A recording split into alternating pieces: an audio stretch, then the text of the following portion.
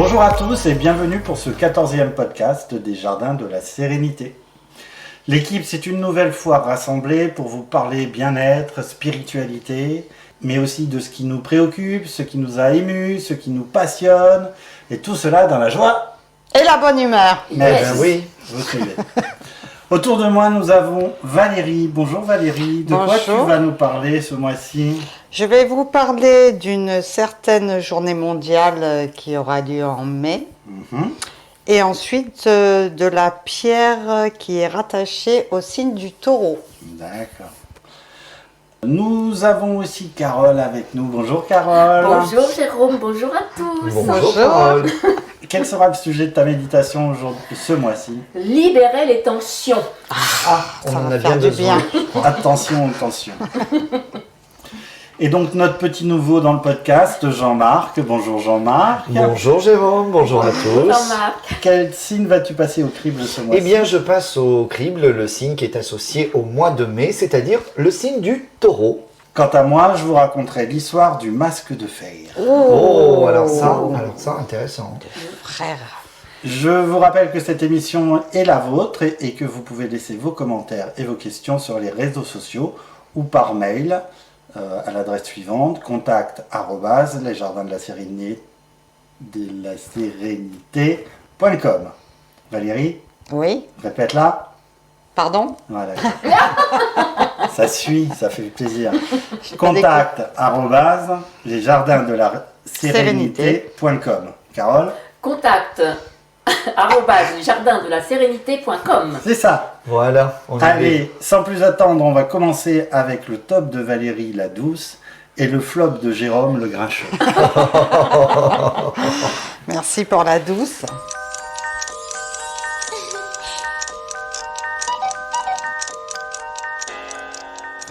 Oui, alors je vais vous parler donc de mon top. Oui. Alors, est-ce que vous connaissez la signification de JMJN ? Journée Oui, mondiale. je sais. Journée mondiale. Mais en plus, ouais. Vas-y, Jérôme. Des Journée mondiale De du la jardinage nu. Eh oui. Eh oui. D'où cette Eh oui. photo que je voyais depuis un petit moment. Elle a sous les yeux un homme allongé nu qui cache légèrement d'un arrosoir son sexe. Voilà. Donc, je Qui doit me être très demandais- gros. C'est un gros arrosoir. Donc je vais essayer d'avoir les coordonnées de ce monsieur. Éventuellement. C'est pas la taille qui compte. C'est vrai, Jérôme. C'est le débit. Ça va, hein, on va démarrer bien comme il faut. C'est ça. Donc, est-ce que vous étiez au courant qu'il existait une journée mondiale du jardinage nu ? Mais Non. absolument Non. pas. Ben moi non plus. Non. Mais Bah, ça m'a écoute. fait beaucoup rire. Toi, tu le C'est savais, quand Jérôme. Alors, normalement, c'est tous les premiers samedis de chaque mois. Ah, Ça, ouais. je savais pas. Non, pas de chaque mois, du mois de mai. Ah bon, parce que j'allais dire, en plein hiver, au mois de décembre ou en janvier. Dans la Enfin, neige. le premier samedi, pas les premiers samedis. Oui, le premier samedi. Le premier On a samedi, loupé Le quelque premier chose, samedi. là. C'est vrai que ça me met dans tous mes états, moi, de voir ce monsieur. Je sais pas comment il s'appelle. Peut-être qu'il s'appelle Jérôme. Il a une Non. sale gueule. quand Oui, même. c'est vrai. Alors, cette initiative culottée est née évidemment pas en France, mais aux États-Unis, en Forcément. 2005. D'accord. Ça a été, en fait, c'est une idée de Mark Storey, qui est éditeur de la revue Nude and Natural Magazine. D'accord. Voilà. Ouais, ouais. Nu et naturel magazine. Voilà, et son petit copain qui s'appelait Jacob Gabriel, qui était un amateur de la permaculture. Donc, ils se sont mis ensemble, ils ont réfléchi 5 minutes et ils nous ont pondu la journée mondiale du jardinage nu. C'est ça. Voilà, c'est une journée décalée qui permet à l'homme d'être en parfaite harmonie avec son environnement naturel. Et- On a plein d'images qui Voilà, nous arrivent bah là oui. d'un coup. Hein. Et- En train de biner, bien penché C'est en ça. avant, en train d'arroser. Ça renforce le lien faut pas entre se l'humain et la tromper de tuyau, nature. C'est ça, en train de rebooter les poireaux. Évidemment. C'est ça. C'est ça. Donc attention, imprudence quand même, parce que si l'envie vous prend de tomber la chemise, faites-le à l'abri des regards, car si cette démarche peut prêter à sourire, Elle pourrait aussi ne pas être au goût des voisins. Ah, ça c'est sûr. Et n'oubliez pas que l'exhibitionnisme reste à ce jour puni par la loi. Les voisins risquent d'être jaloux, c'est surtout ça. C'est ça. Et donc, 1 an d'emprisonnement et 15 000 € d'amende, ça donne presque envie de remettre une petite laine. Ah oui, Hein? sûrement. Oui, je comprends. Mais bon, comme je suis joueuse et que je trouve l'idée plutôt amusante, Et que t'as pas de jardin.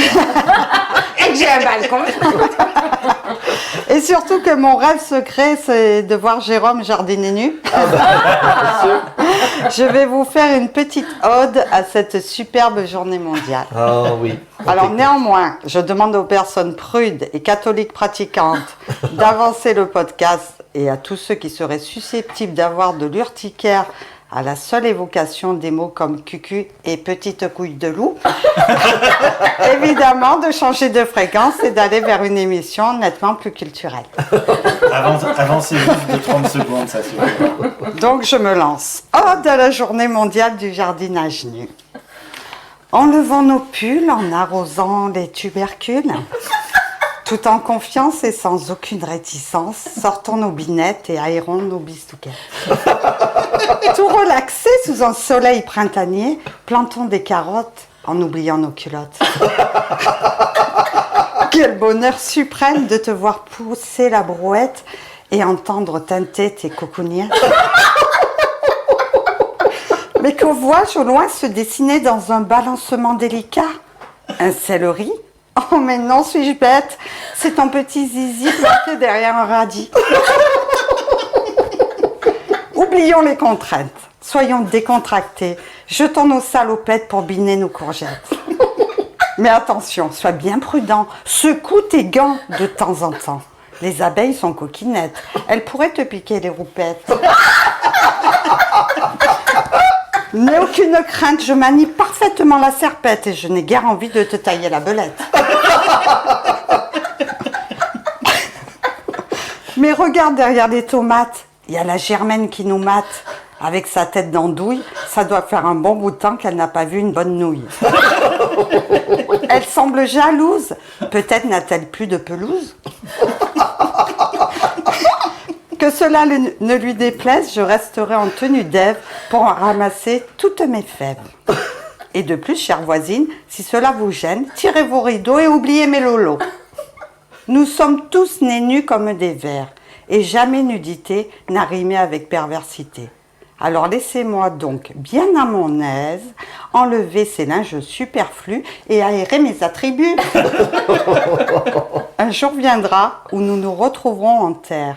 Alors, chère Germaine, soyez malicieuse et revenez-nous donc sous la belle forme d'une carotte, pointant fièrement ses feuilles, en espérant qu'un nudiste vous cueille.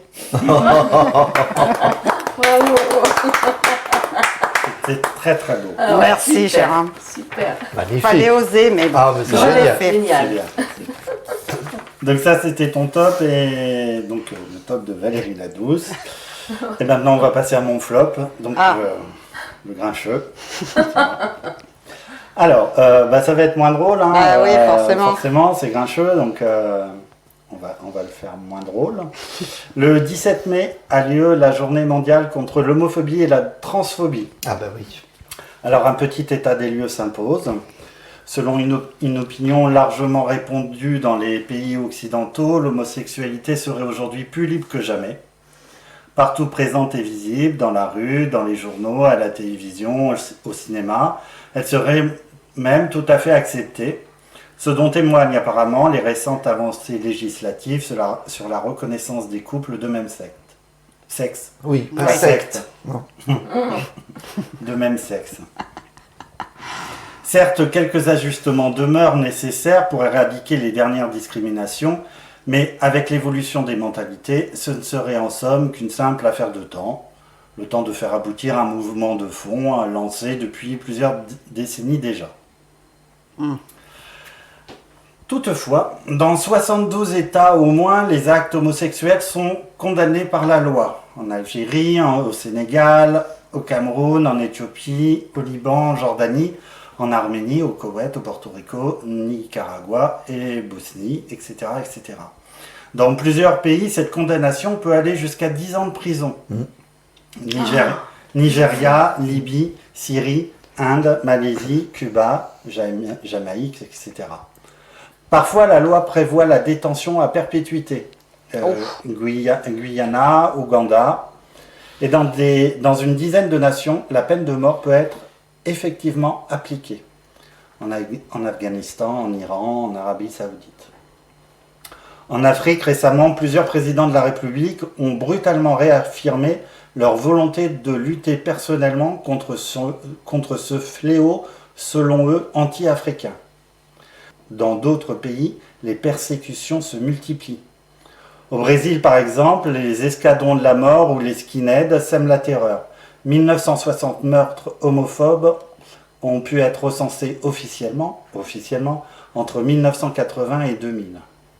Dans ces conditions, il paraît difficile de penser que la tolérance gagne du terrain.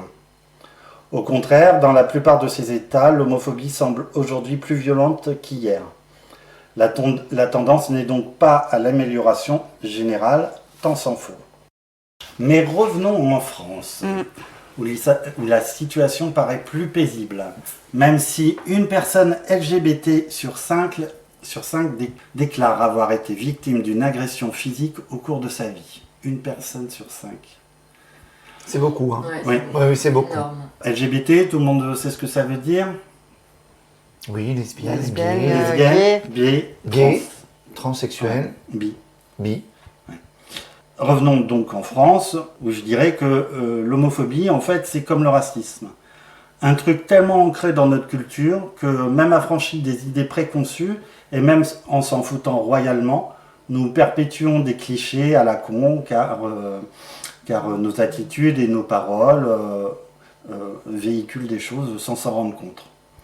Il n'y a pas à proprement parler une culture homophobe, mais des remarques ou des pensées automatiques. Ça, c'est vrai. C'est vrai. Et là, je ne vous parle pas de combattre des expressions à la con comme sale pédé, mais je vous parle de trucs qui n'ont pas l'air homophobes, mais qui le sont quand même. Alors, je vous ai fait une petite liste de choses qui peuvent pas... Petit florilège. Voilà, de choses qui peuvent passer inaperçues, mais qui c'est quand même homophobe.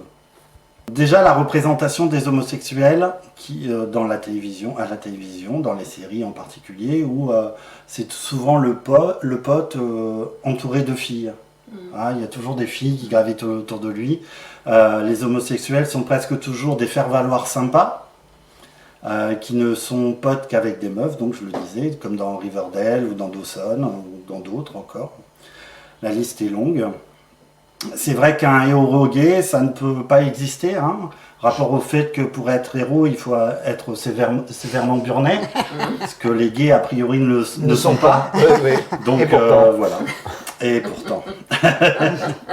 Autre chose qui est homophobe, mais qui passe crème, c'est la cage aux folles. Ah oui. Voilà. Après, ça date un peu déjà. Ça date, mais quand ça passe, c'est ça resté fait- dans ça la fait culture toujours et dans le le- cliché. Oui, ça fait toujours voilà. audience. Donc moi ça me fait rire, hein. J'adore Serrault, j'adore Poiret, j'adore Tognazzi qui reprend le rôle pour le film. C'est drôle, mais c'est quand même des trucs Oui, c'est des vachement clichés. homophobes. C'est les clichés. Les homos sont forcément des folles, Serrault il en fait des caisses. Ah oui, ça c'est sûr. Malgré tout, ce film a l'avantage pour les années 80 de nous montrer quand même une famille stable, Oui. homosexuelle stable, mais malgré tout avec une tonne 5 de clichés. Ouais. Un cliché encore, supposer que les homos ont forcément une sexualité de dingue. Bah oui, parce que les homosexuels passent leur temps dans des backrooms ou dans des lieux sombres à se faire des trucs chelous avec du cuir, des fouets, tout en se mutilant le sexe et en C'est vrai. jouant avec des menottes trop serrées. Le tout à minimum 12 ou 15.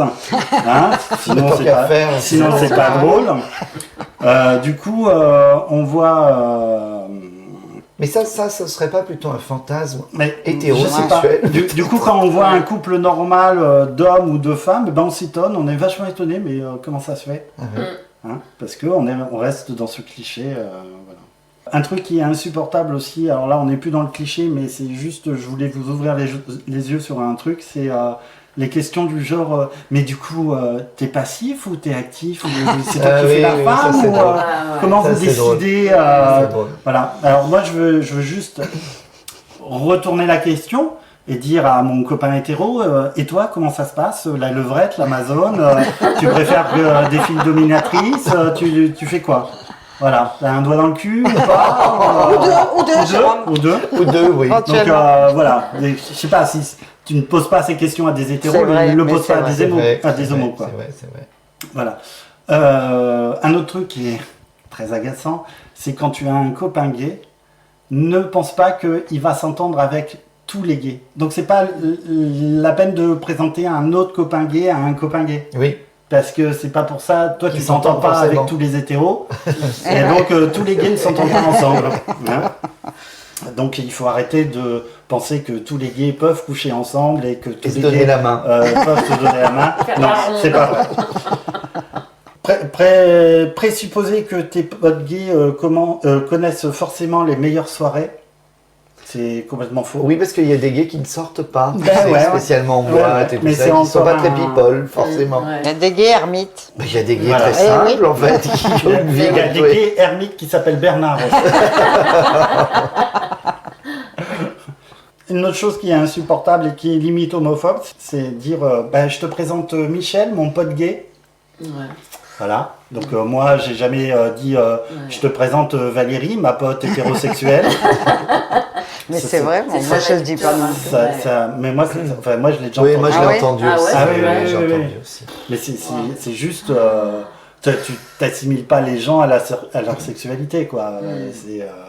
Ah ouais, non, mais C'est juste insupportable. Ben, tu pourrais, oui, c'est vrai que c'est un peu débile de faire ça. Tu pourrais très bien dire, je te présente un tel oui. de droite ou de gauche. Oui. Ah ouais, ouais, tu ouais, pourrais c'est mettre ça. l'étiquette politique à ce Oui, moment-là, ouais. par exemple. Ouais.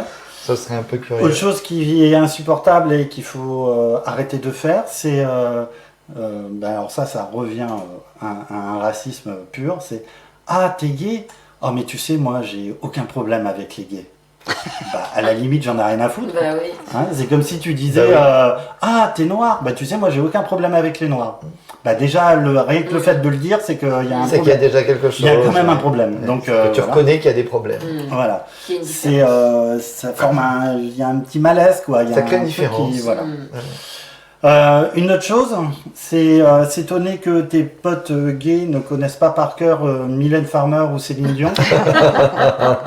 Alors tout le public de Mylène Farmer n'est pas gay et ni celui de Céline Dion. Hein, Non, faut il y pas a rêver. aussi des lesbiennes. Et, Ouais, c'est vrai. ouais, mais quand je dis gay, c'est Non, mais c'est pour dire. gay, lesbienne et tout ça.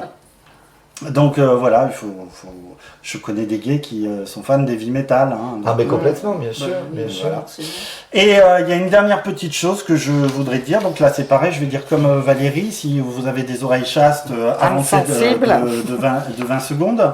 Il y a une chose qui m'horripile, c'est quand on te dit va te faire enculer. Alors déjà, tu n'insultes pas quelqu'un en donnant une pratique sexuelle, hein, puisque je vous rappelle que se faire enculer, c'est se faire sodomiser, et que c'est une pratique sexuelle aussi bien utilisée par les homosexuels que par les hétérosexuels, déjà. Pour Et un même premier par les truc. animaux, Oui. Et éventuellement. même par Ça les arrive animaux, aussi. ça arrive aussi. Souvent. Et deuxième point, c'est que faire une insulte par un truc qui donne du plaisir à certains, insultez-moi. Allez. Moi j'aime ça, donc vous pouvez y aller. Voilà, c'était mon petit coup de gueule. Donc ça, c'est On au mois adore. de mai. Bah dis donc, C'est au mois de joli mai, mois de c'est mai. hein. Ouais, c'est le Joli mois de mai. 17 mai, lutte contre la transphobie et l'homophobie. C'est du monde. Voilà. Merci. Et donc maintenant, nous allons passer à Carole qui va nous faire sa petite méditation.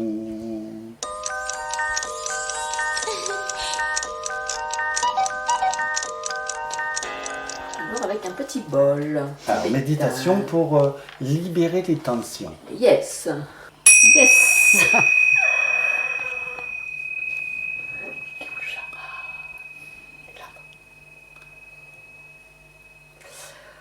On commence les yeux ouverts, bien concentré, conscient de l'espace environnant. On ne fixe pas une chose précise, on regarde tous tranquillement. Et tout en restant concentré, on respire profondément. On inspire profondément par le nez et on expire par la bouche.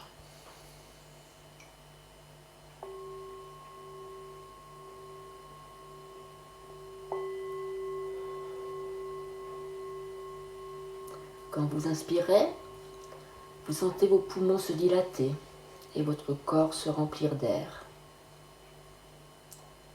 Quand vous expirez, vous sentez les muscles de votre corps se détendre. Encore une fois, on inspire par le nez et on expire par la bouche.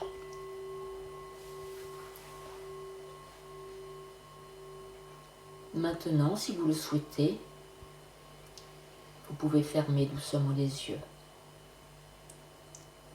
Prenez un moment pour apprécier la sensation d'être arrêté, de faire une pause, de n'avoir rien à faire, nulle part où aller.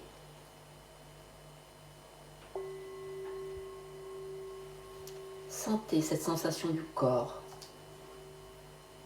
du poids qu'exerce votre corps sur le siège, en dessous de vous. Restez à l'écoute de votre corps, de l'espace qui vous entoure. Observez les sons autour de vous. N'essayez pas de résister à ces sons. Laissez-les aller et venir. Et alors que vous êtes confortablement assis, observez les sensations de votre corps. Peut-être sentez-vous des tensions à certains endroits, des endroits que vous soulagerez en lâchant prise.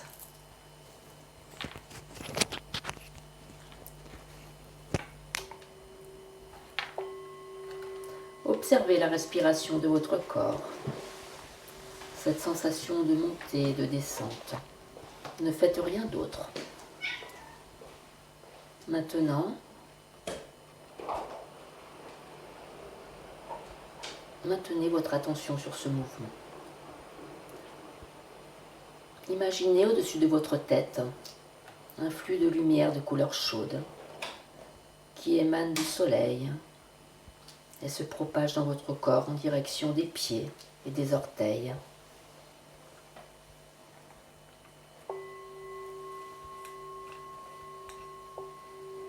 Imaginez maintenant que cette lumière remplit votre corps. Et en remplissant votre corps, elle va fondre toute sensation de gêne, toute tension. Et elle va détendre votre corps, votre esprit. On imagine de nouveau cette lumière, mais cette fois-ci, elle inonde le dessous de vos pieds, remplit les orteils, les pieds. Elle remonte dans les chevilles jusqu'à la partie inférieure des jambes. Une fois la lumière en mouvement, tout se passe naturellement. Parfois on en a conscience, ou parfois l'esprit s'égare. Quand l'esprit s'égare, ramenez-le tout doucement. Cette lumière qui parcourt votre corps et fait fondre les tensions. Elle arrive dans la partie supérieure des jambes. Les muscles se détendent. Elle continue et remonte vers le bassin, la taille. Tous les muscles se détendent et toutes les tensions s'estompent sous l'effet de cette lumière.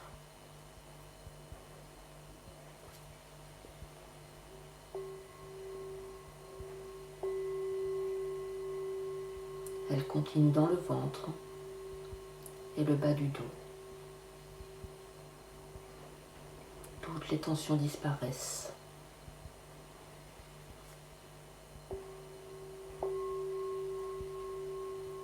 Elle continue, elle remonte dans la poitrine et le haut du dos. Toutes les tensions s'estompent sous l'effet de la lumière. La lumière se propage maintenant dans vos épaules. Elle descend dans les bras, en direction des mains et des doigts. Elle repasse dans les bras et fait fondre les tensions.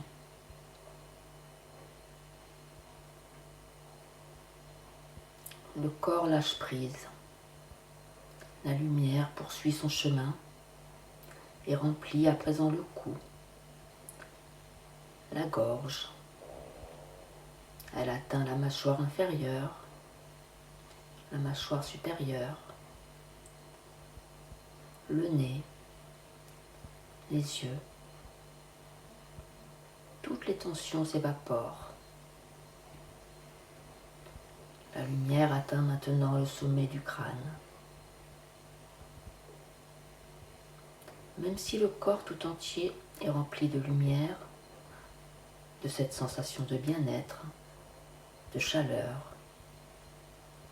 on imagine que cette lumière continue de se propager.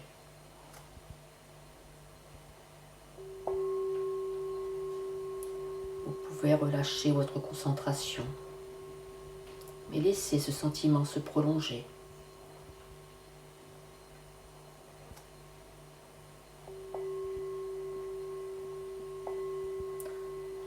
Tout en ramenant votre concentration sur votre corps, sur les sons et l'espace qui vous entoure.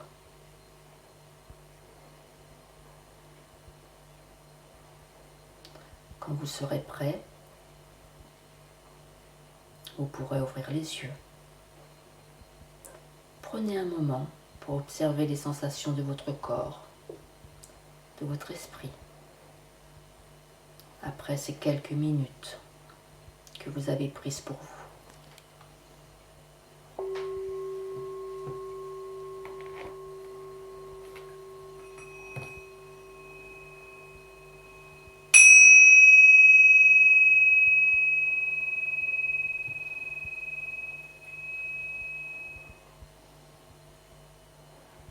Merci.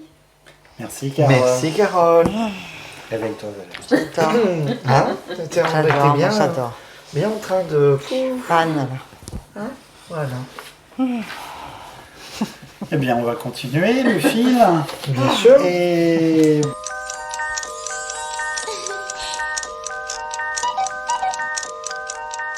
donc, on va continuer et je vais vous parler du masque de fer. Oui, oh là là, mais c'est l'objet d'un film, ça, il y a eu plusieurs films. Oula, mais c'est même plus que ça. D'accord. C'était le frère jumeau de...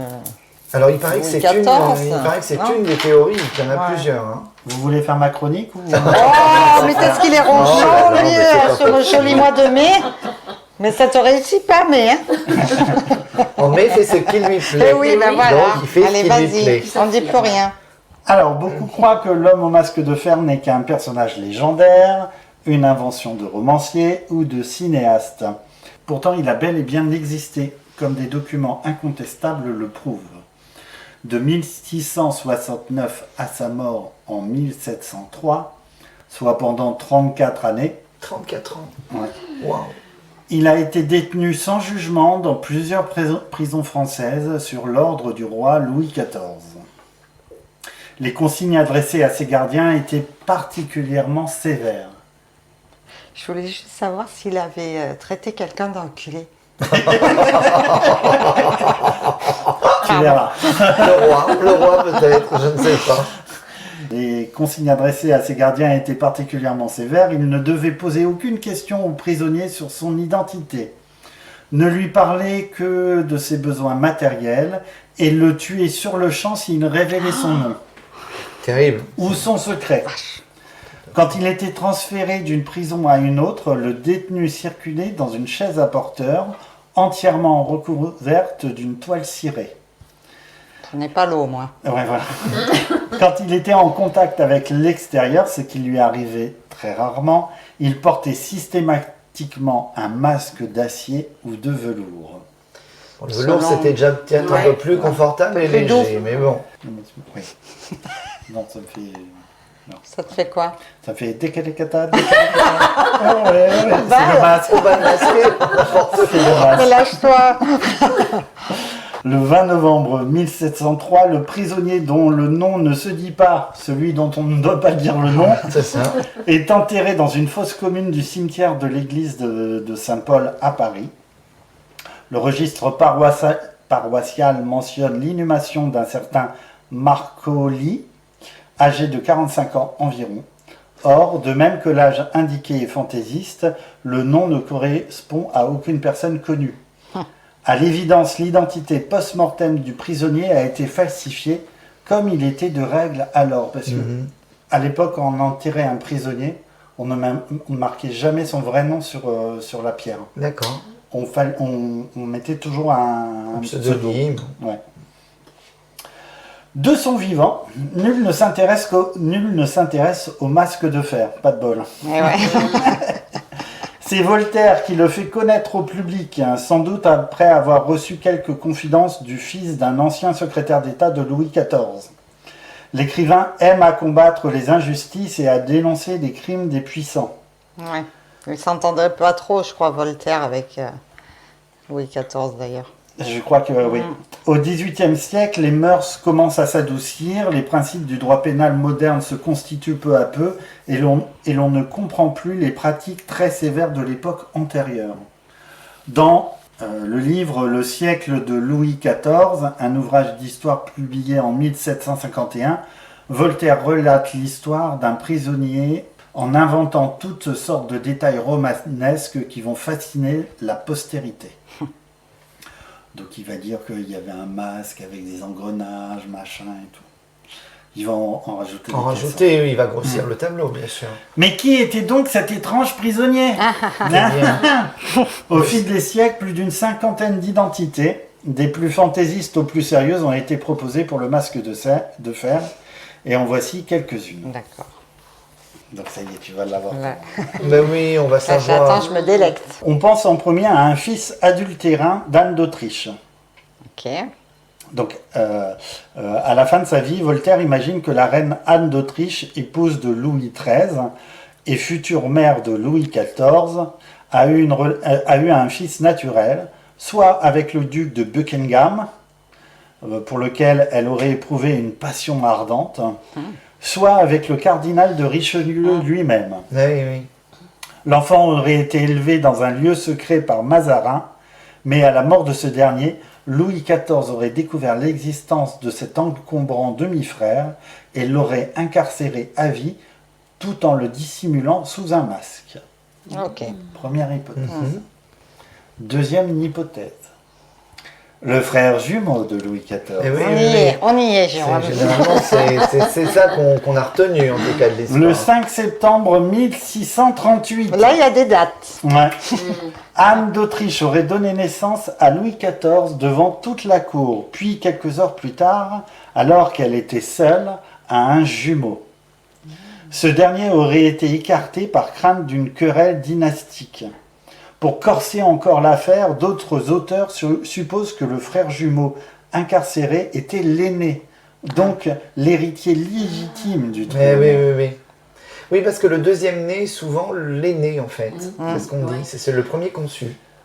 C'est cette thèse qui, aujourd'hui encore, est la plus célèbre auprès du large public, notamment parce qu'elle a été popularisée au XIXe siècle par les écrivains romantiques.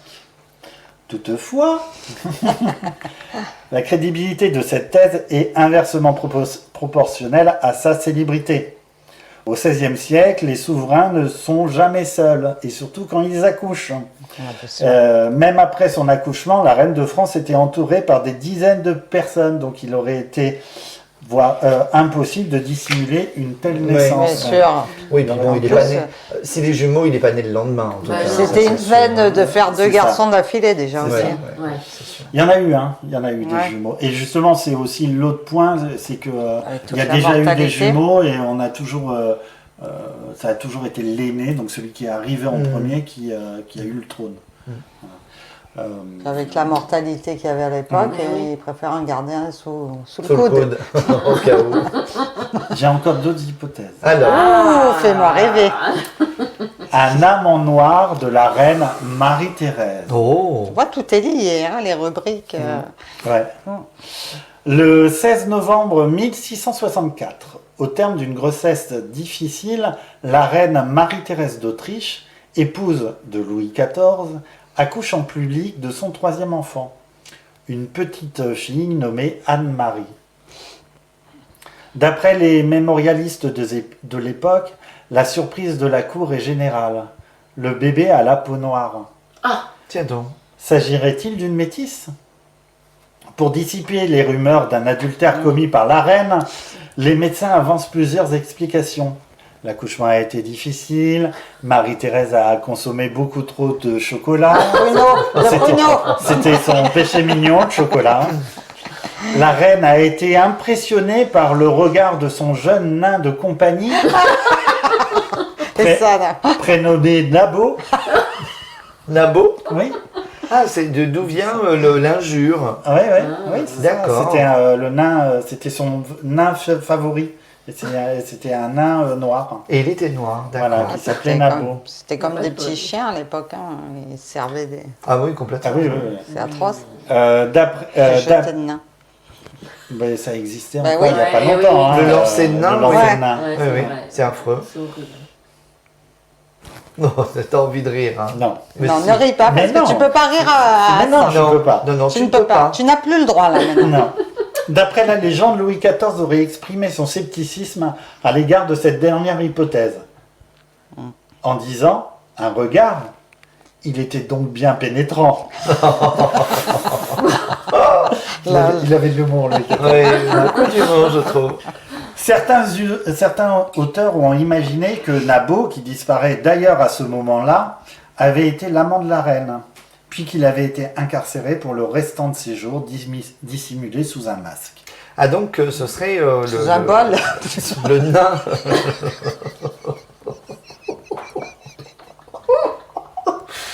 Dans un tonneau. Dans un tonneau. Oh là là. Vas-y, pardon. Voilà. Donc oui, voilà, c'était une autre hypothèse. J'ai encore deux autres hypothèses. Un diplomate italien, et ça c'est la thèse dominante chez les historiens, enfin la thèse qui était dominante chez les historiens il y a encore quelques décennies. Et elle conserve encore tous ses partisans. Alors attention, écoutez bien parce que c'est un peu compliqué. Ah. Alors le comte Ercole Mattioli, donc italien, Mattioli, a persuadé le comte de Mantoue, dont il est l'homme de confiance, de vendre à la France la stratégique place forte de Casale en Italie. Toutefois, dans le même temps, il a prévenu secrètement les autres puissances européennes qui font échouer l'opération. Mattioli a donc agi en agent double et a ridiculisé Louis XIV, qui vient de lui écrire personnellement pour le remercier de son entremise. L'affront ne peut rester impuni. En 1679, Mattioli est attiré dans un guet-apens, enlevé par des soldats français et incarcéré jusqu'à la fin de ses jours à Pignerol, la prison VIP du royaume. Sous un masque de fer. Sous un masque de fer. Donc ce serait en fait lui un agent double qui aurait été Ouais. finalement. Espion. Ouais. Mais comme c'était un noble, Un noble. on ne pouvait On pas. ne pouvait pas le Oui, tuer, donc bien on sûr. l'a enfermé à vie. Et il y a une dernière hypothèse qui est beaucoup plus récente, mais qui a priori est plus Étoffé. étoffée et Plus valide, et sur, peut-être. sur laquelle les spécialistes finalement ils penchent plus sur cette hypothèse-là. Donc je vais vous la donner parce qu'on va pas Bien mourir sûr, l'idiot. bien sûr. Alors aujourd'hui, la plupart des spécialistes s'accordent pour estimer que le prisonnier était un parfait inconnu. Un valet portant le nom d'Eustache de guerre. Le pauvre. Ouais. Et pour mieux cerner ce valet, qui serait l'homme au masque de fer, le mieux est de s'intéresser à la psychologie de son gardien. qui s'est occupé de lui pendant 34 ans, lui donnant personnellement à manger tous les jours, le gouverneur Bénigne d'Auvergne de Saint-Mars. Jusque 1680, Bénigne de Saint-Mars garde de prestigieux prisonniers.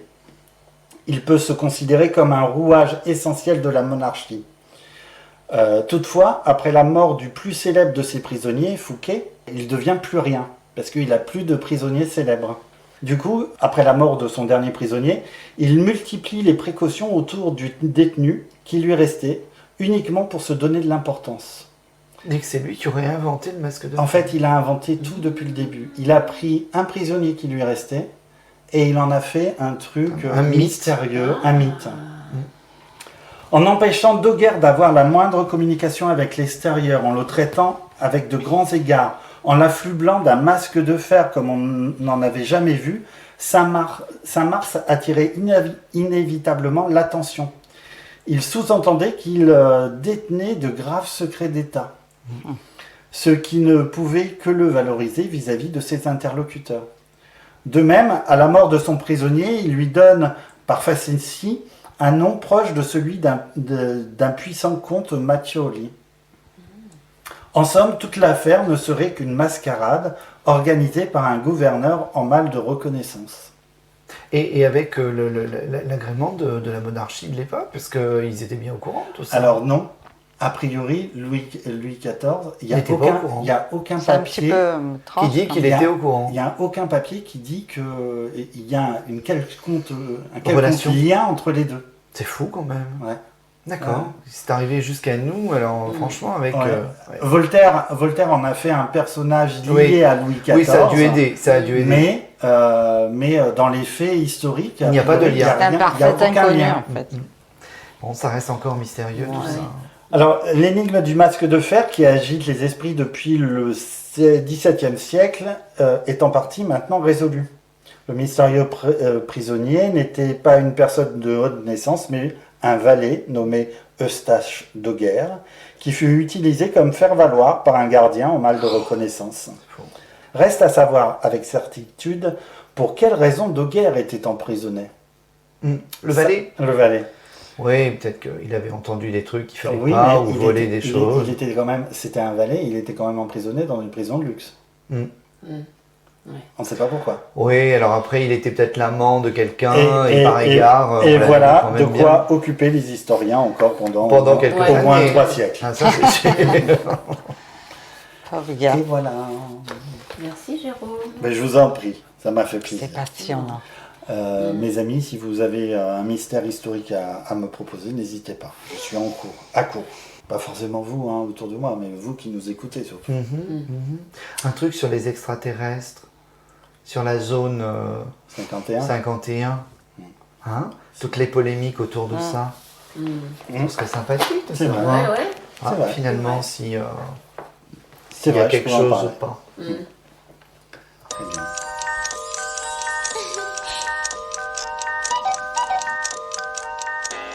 Ben, Jean-Marc, c'est à toi, tu vas nous parler des... Eh bien, je vais vous parler maintenant du signe du taureau, puisque nous sommes au mois de mai. Hein. Ce joli mois de mai, qui voit donc le deuxième signe du zodiaque naître. Alors, vous connaissez peut-être des taureaux aux alentours de vous, Oui. ou des ascendants taureaux. Moi-même, je suis ascendant taureau. Ah Alors, ce signe, en fait... ce Ah, mais il y a signe- mon frère aussi. Ton frère Oui. Lequel? Ben, le petit. Le petit frère? Ah, je ne savais pas qu'il était taureau, oui, Ben, effectivement. si, 11 Oui, mai. oui, oui, 11 bien mai. sûr. Oui, oui, oui.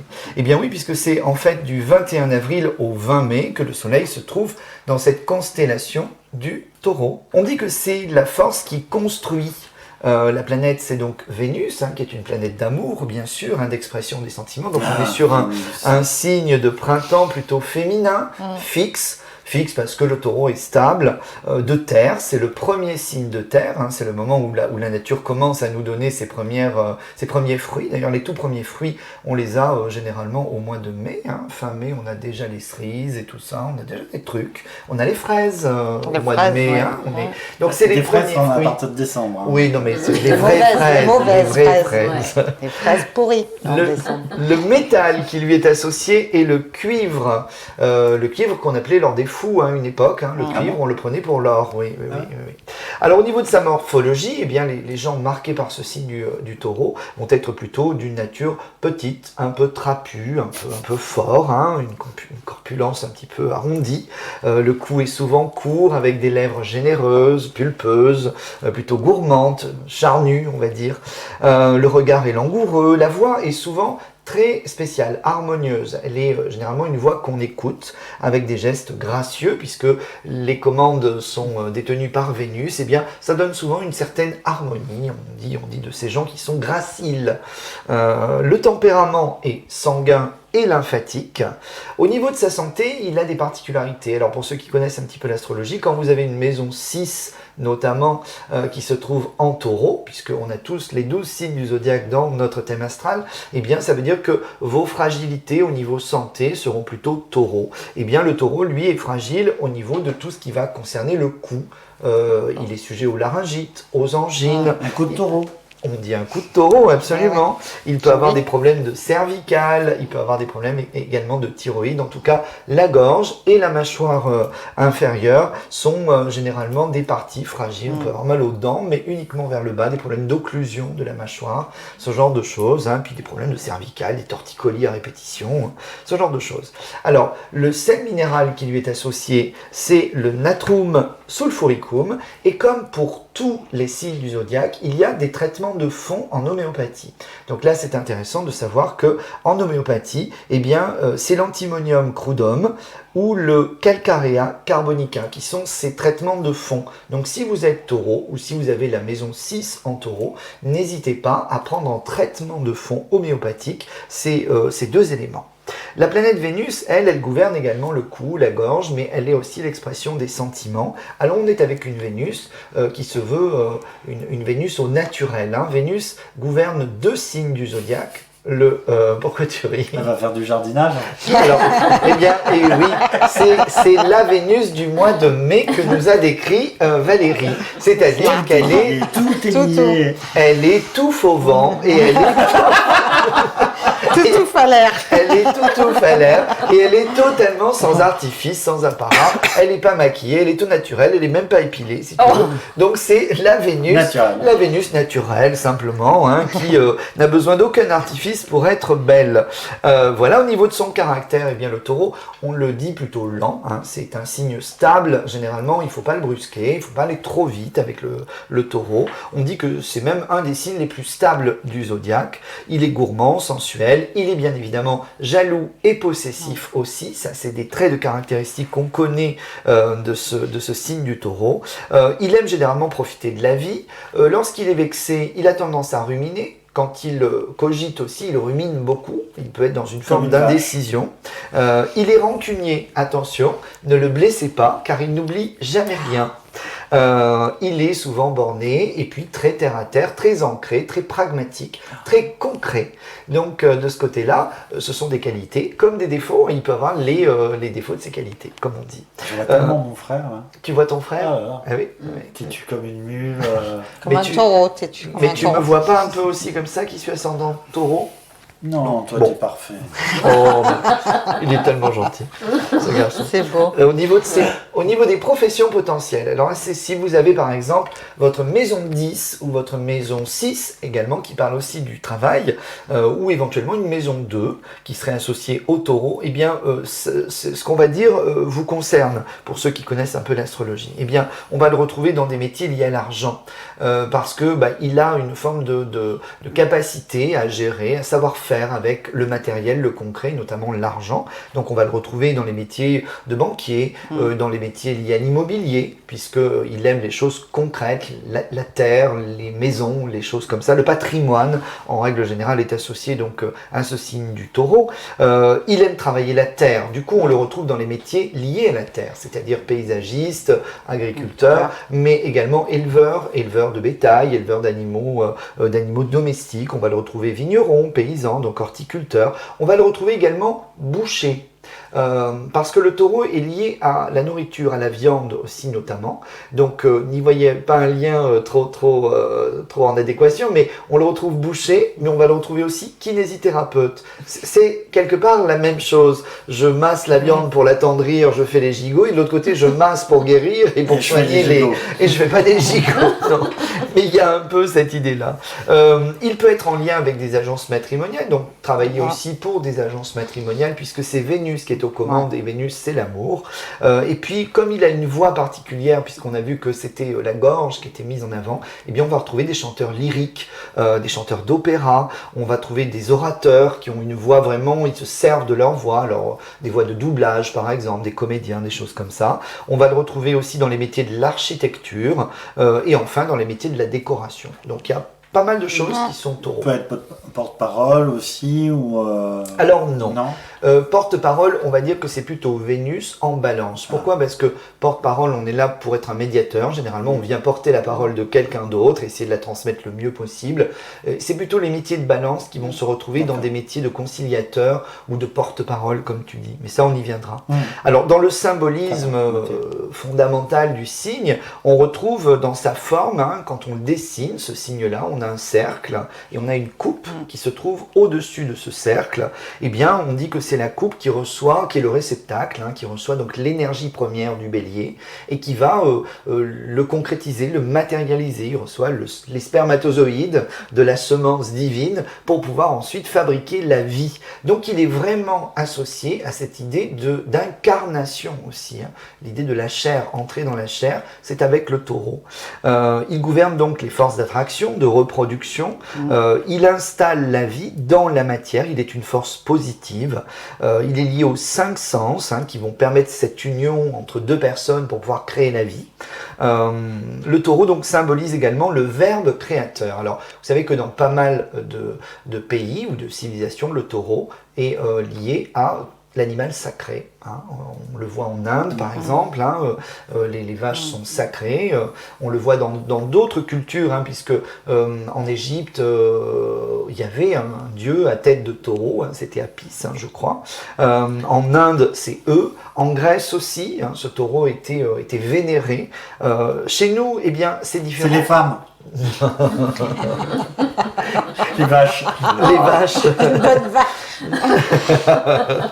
Chez nous, c'est différent. Il y a l'idée derrière la tauromachie de vouloir maîtriser finalement et de retrouver notre propre force divine en étant capable de maîtriser ce qui crée la vie. De toute façon, le taureau est lié aussi au verbe créateur, au son Om. Om, qui est le son que fait l'univers aussi, pour ceux qui connaissent le son Om à travers les méditations et le yoga, eh bien le son Om est aussi le son que l'on entend partout dans l'univers. L'univers n'est pas silencieux. Quand les scientifiques écoutent le son de l'univers, ils entendent Om. Je le fais bien, Ouais, trop bien. Voilà. Et donc ce son... On dirait le bruit du frigo. C'est normal, c'est à la nourriture aussi. Eh bien, ce son Om, c'est un son qu'on retrouve dans plein de mots. Amen, maman, amour, âme, matière, maître, etc. Tout ce qui fait est lié à quelque chose qui est un peu sacré comme ça. Mozzarella et dame. Mozzarella et dame, d'accord, mais bien sûr. Mimolette. Mimosa. Le mot-clé, bien sûr, c'est le plaisir. Le plaisir d'être en vie, de naître à la vie. Voilà, et pour la pierre, moi je vais céder plutôt la parole à toi Valérie, tu as dû regarder un petit peu la pierre. J'ai regardé, mais c'est vrai que là c'est parfait, on a eu un super, super taureau. Mais oui, c'est le taureau dans tous ses états. Dans tous ses états, mais c'est vrai.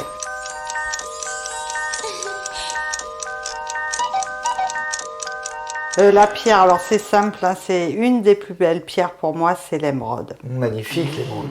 Alors il est bien évident que, en fait, il n'y a pas que l'émeraude qui peut être associée au signe du taureau, puisque c'est trop vaste, elle se rapporte aussi à la personnalité. Et j'avais mis quartz rose justement associé, car c'était c'est la pierre de l'amour et de la créativité. Oui, Voilà. ça va avec. J'ai complètement. choisi, il y avait la tourmaline noire, l'œil du tigre, il y en a d'autres, mais j'ai choisi l'émeraude parce que la couleur symbolique du taureau, c'est le vert.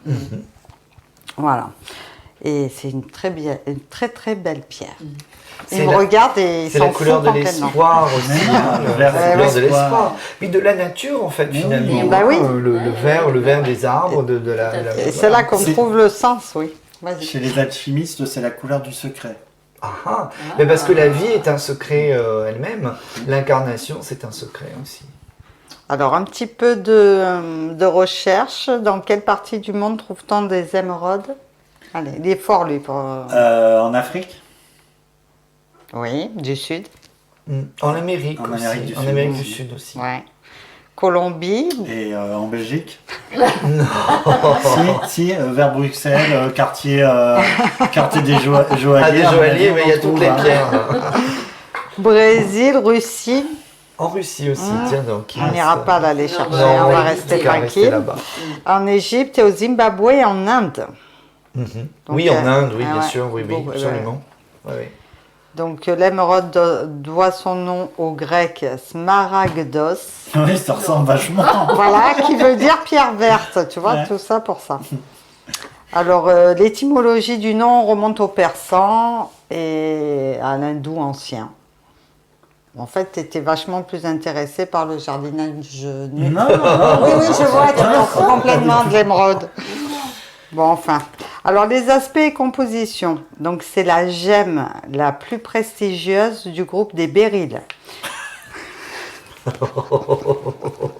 C'est parti, mon kiki. Sa couleur est incomparable d'un vert éclatant. Elle est souvent habitée par des inclusions qui ne sont plus considérées comme des défauts si elles ne sont pas trop nombreuses. D'accord.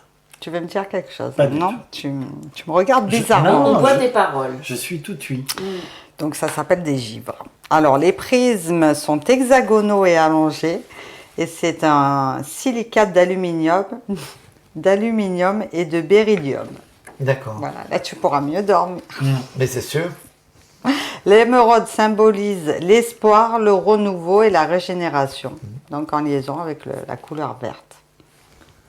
Propriété de la pierre. C'est une pierre de régénération. Elle propage de l'énergie lumineuse et guérit les peines de cœur, encourageant à aller de l'avant. Voilà, C'est beau. c'est beau. Elle apporte espoir et force pour surmonter des moments douloureux avec optimisme et vitalité. Elle apporte la félicité, la paix intérieure et assure l'équilibre émotionnel et physique. Donc, portons des émeraudes. Oui, oui. portons On tous en a des tous émeraudes. en Nous peut avons en des avoir, hein. casses. Pourquoi C'est on ça. n'en porte pas? Parce que ça coûte un bras. Et Voilà, en fait, tout parce qu'il faut simplement. aller braquer les bijouteries du un coin. bijoutier. Alors, elle serait aussi particulièrement bénéfique pour les yeux. Les anciens Égyptiens Alors, allons-y. Allons-y, ouais. l'utilisaient pour traiter les problèmes oculaires. D'accord. Alors, justement, pour l'utilisation, Justement. c'est une pierre qui est difficile à associer à une autre, car l'autre pierre sera rapidement évincée. Ah. Il faudra donc de préférence la porter seule, en collier, pendentif, bracelet ou bague. Ah.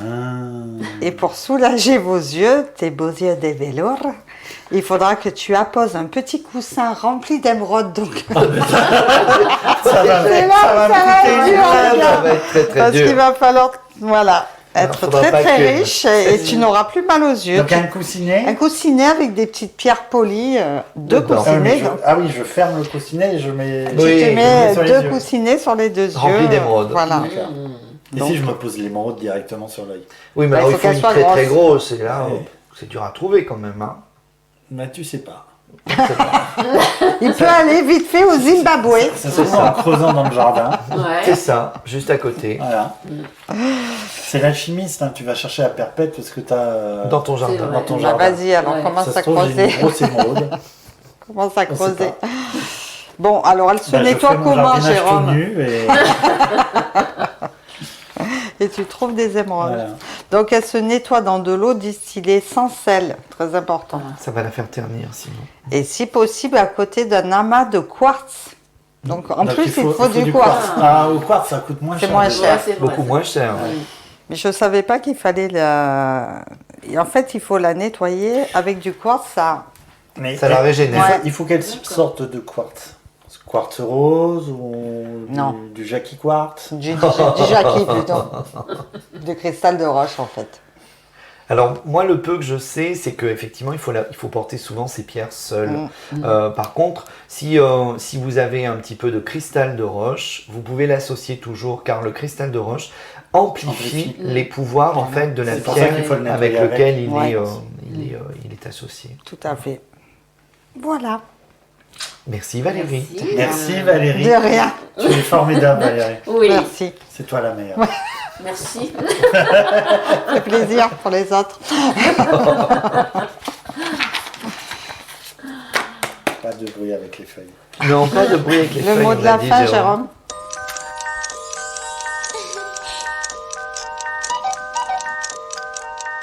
Voilà, l'émission touche à sa fin. Hélas. Elle est même finie. Et nous sommes une fois de plus très heureux d'avoir passé un moment avec vous. Nous aussi, nous Ah aussi, oui, nous ouais. aussi, Bon, nous bah, aussi. ouais, putain. Nous aussi, Nous aussi, Fais du regarde, on va faire teinter tous les bols, tous les Allez. trucs de teinte. Allez, regarde, on te montre qu'on est là. Oui. Vous pouvez nous rejoindre sur le site www.lesjardinsdelasérénité.fr. Valérie? www.lesjardinsdelasérénité.fr. Voilà. Pour écouter les anciens épisodes, pour nous laisser un message, un commentaire ou pour nous poser une question que nous traiterons dans un prochain numéro. Oui, s'il vous plaît, posez une question. Posez-nous des questions. Oui, parce qu'on commence à être à court de sujets là. Donc, en attendant de vous retrouver, nous vous souhaitons un très joyeux mois de mai. Un joli mois de mai. Un joli mois de mai à vous.